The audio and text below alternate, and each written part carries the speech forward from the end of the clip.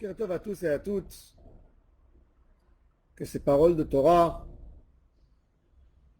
seront pour la guérison rapide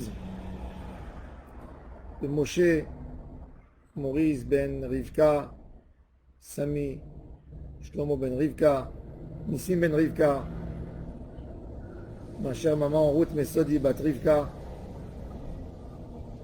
pour la guérison de Moshe Raphaël, Nissim ben Kamil, Rivka bat Menana, Daniel Tamar Atou bat Fortune, et pour la réussite d'Abraham ben Mesaouda. Akadosh Baruch Hu dit à Am Israël, Hineni mamtir lachem lechem mina shamayim. Je vais vous faire descendre du pain du ciel. Un pain qui descend du ciel et pas un pain qui pousse dans la terre. Nous, on sait que quand Dieu fait des miracles, il fait tout pour ne pas que le miracle soit un miracle flagrant et qui saute à l'œil. Tous les miracles d'Hachem sont des miracles cachés. On dit dans Modim, merci Hachem sur tes miracles que tu fais avec nous tous les jours. Matin, midi, soir. Tous les jours, tu nous fais des miracles. Alors pourquoi Kadosh Baruch Hu a choisi d'un miracle tellement flagrant, tellement énorme, que le pain devrait descendre du ciel?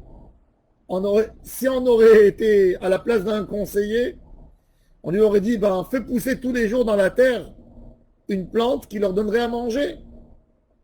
Comme du pain, du blé, ils vont moudre le blé, et tous les jours ils ont ce miracle. Mais quelque chose qui est humainement plus proche à ce qu'un être humain a l'habitude d'avoir. Mais en réalité, Akadosh Baruch Hu voulait montrer au peuple d'Israël que le pain qu'on mange, la parnassa entièrement, elle descend du ciel uniquement.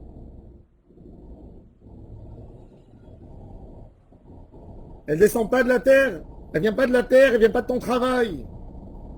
Elle vient du ciel. Plus tu as la connexion dans la Emouna avec le ciel, plus tu as compris et tu as tiré la parnassa et tu t'es connecté à la racine d'Akadosh Baruch Hu, de la bracha et de l'abondance.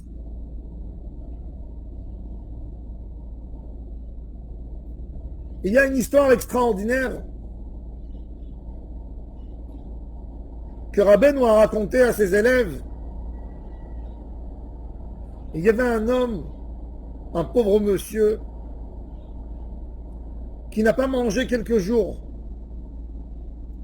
Il était affamé, faible. Il sentait que ses forces sont en train de le quitter et que d'un moment à l'autre, il risque de mourir de faim. Et il se met à crier dans la rue, « Au secours, au secours! J'ai faim, je vais mourir! Donnez-moi à manger !» Et dans la ville où il était, il y avait deux personnes richissimes qui habitaient un à côté de l'autre.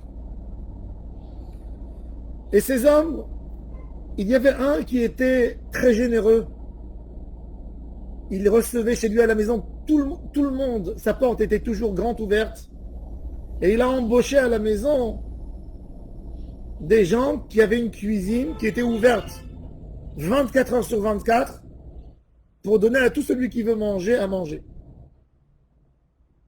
Et le second, le deuxième riche, était très avare, mais pas simplement avare, aussi mauvais d'esprit, vraiment mauvais. Et ils habitaient un à côté de l'autre, porte à côté de porte. Et quand ce monsieur a demandé aux gens où je peux manger, ils lui ont donné l'adresse, il va là-bas, tu vas manger. Il rentre, il tape à la porte, il crie, j'ai faim.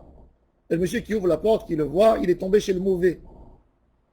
Le mauvais le regarde, lui dit, bien sûr, je vais te donner à manger. Mais, tu sais, on ne mange pas gratuitement. Au moment où moi je vais aller te préparer à manger ton repas, tiens, il y a du bois ici, il faut que tu me le tailles pour que je puisse le faire rentrer au four. Et il lui a donné des troncs de bois avec une hache. Allez, commence à travailler.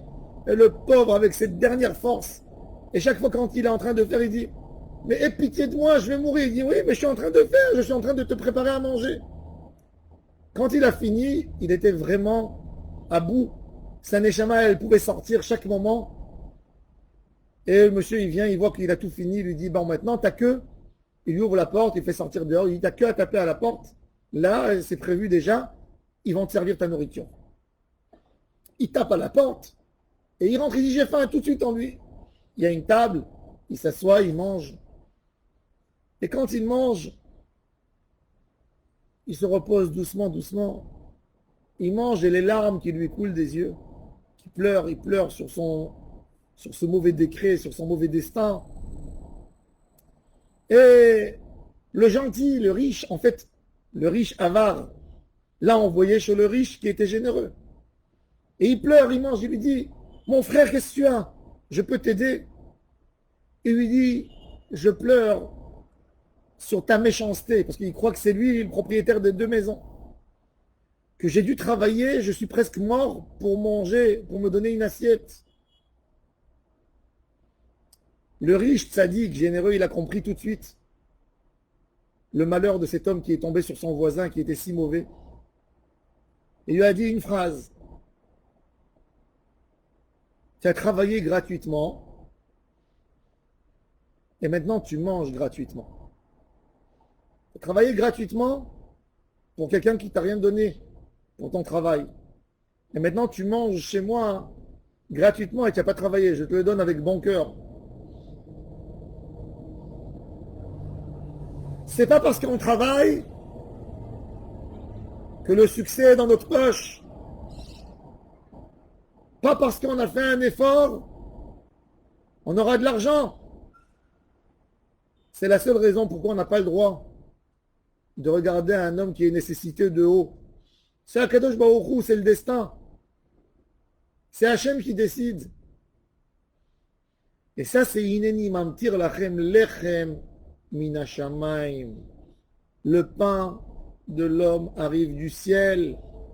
On fait tout ce qu'on fait.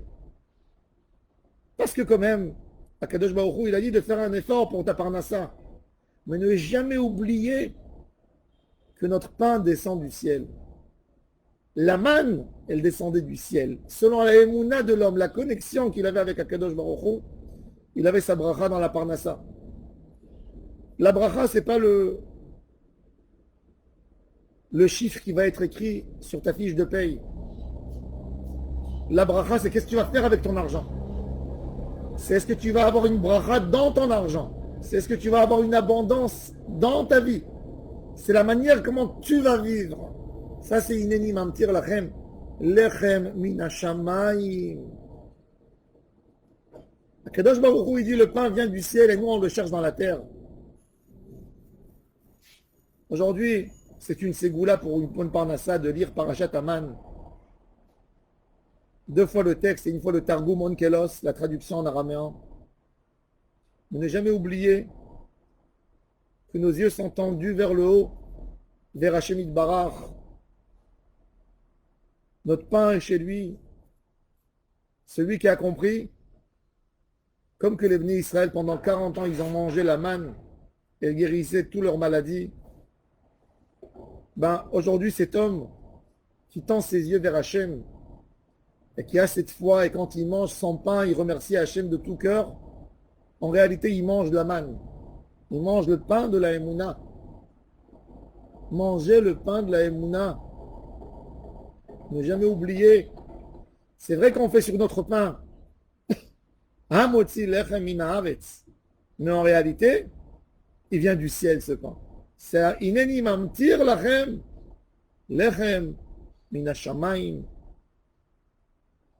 Le Kadosh Baruch Hu nous donne l'abondance du ciel, la bracha dans tout ce qu'on fait.